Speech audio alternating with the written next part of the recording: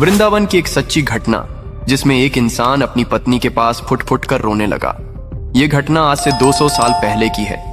वृंदावन के पास के जावरा नाम के एक गांव में एक छोटी सी कल्पना नाम की लड़की रहती थी, जो बचपन से ही भगवान श्री कृष्ण की परम भक्त थी। उसका सपना था कि वह भी वृंदावन जाए और ठाकुर जी के दर्शन करे, लेकिन कुछ हालतों की वजह से वो बेचारी नहीं जा पाए। लेकिन कहते हैं ना कि जिसकी सच्ची भक्ति होती है वह कभी व्यर्थ नहीं जाती, और ऐसा ही उसके जीवन काल में भी हुआ। भगवान की कृपा से उसका विवाह भी वृंदावन में एक धार्मिक परिवार में हुआ। अब कल्पना बहुत ही खुश थी, क्योंकि उसे अब हर रोज ठाकुर जी के दर्शन जो होने वाले थे। विवाह के कुछ दिन बाद जब वह पहली बार मायके से लौट कर आई तो उसके पति ने उसे यमुना जी के तट पर ले जाकर कहा, मैं यमुना में स्नान करके आता हूँ, तुम इस पेड़ के नीचे बैठो और अगर कोई जानवर आए तो मुझे आवाज देना, मैं यहीं पास स्नान कर रहा हूँ। बेचारी नई नवेली दुल्हन थी। लंबा घूंघट निकाले वह मर्यादा में बैठ गई।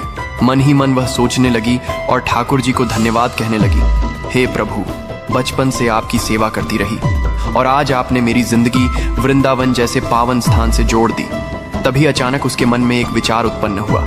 इस वृंदावन में ठाकुर जी की तो उम्र 16 साल की होगी, लेकिन मेरे पति की उम्र 25 की है, तो इस हिसाब से ठाकुर जी तो मेरे देवर हुए।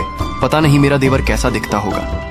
तभी अचानक वहां पर एक छोटा सा सुंदर बालक वहां आया और बोला, अरे भाभी भाभी, लगता है आपने अभी अभी शादी की है, जरा अपना घूंघट तो उठाओ और मुझे भी अपना चेहरा दिखाओ तो। कल्पना चौंक गई। कौन है ये लड़का? मुझे तो यहाँ पर कोई जानता भी नहीं, फिर यह लड़का ऐसी बातें क्यों कर रहा है?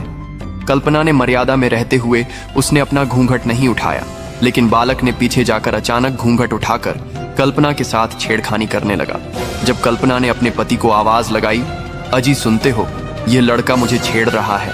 कल्पना का पति जब स्नान करके आया तो वह बच्चा वहां से भाग गया। कल्पना ने कांपती आवाज में सारी बात बताई। उसके पति ने गुस्से में बोला, कोई बात नहीं, कोई बहुत बड़ा नगर नहीं है, जब वह दूसरी बार दिखे तो मुझे बताना, उसकी हड्डी पसली एक कर दूंगा। आखिर वह भाग कर कहाँ जाएगा? जब वह दोनों पति पत्नी स्नान करके वृंदावन में ठाकुर के दर्शन करने आए तो मंदिर में बहुत ही भीड़ थी। कल्पना डर रही थी, क्योंकि कोई बड़ा बूढ़ा देख न ले, इसलिए कल्पना घूंघट में घूम रही थी। तब पीछे से उसके पति ने कहा, अरे पगली, सामने बिहारी जी हैं, अब तो घूंघट उठाओ। बिना घूंघट उठाए ठाकुर जी के दर्शन कैसे करोगी? वह कांपते हुए हाथों से धीरे धीरे घूंघट उठाती है और जैसे ही उसकी नजर ठाकुर जी पर पड़ती है, उसकी आंखें फटी की फटी रह जाती हैं, क्योंकि वहां मूर्ति नहीं, वही बालक बैठा मुस्कुरा रहा था, जिसने उसे पहले भाभी कहकर पुकारा था और उसको छेड़ा था। वह कांपते स्वर में चिल्लाए, ए जी सुनिए, देखिए वह बालक मिल गया जिसने मुझे छेड़ा था। पति इधर उधर देखकर बोला, कहाँ है कहाँ है? आज नहीं छोड़ूंगा। उसने कांपती हुई उंगली से ठाकुर जी की ओर इशारा किया। वह रहा आपके सामने। पति ने जब देखा तो उसके होश उड़ गए, क्योंकि वहां तो स्वयं ठाकुर यानी कि श्री बांके बिहारी जी की केवल मूर्ति थी। पति ने फिर से कहा, क्या तुम्हें पक्का यकीन है कि वही बालक है? कल्पना ने कहा कि हाँ जी, यही था, लेकिन यहाँ ठाकुर जी तो नहीं है। उसके पति को ठाकुर जी की मूर्ति दिख रही थी, लेकिन कल्पना को बालक दिख रहा था।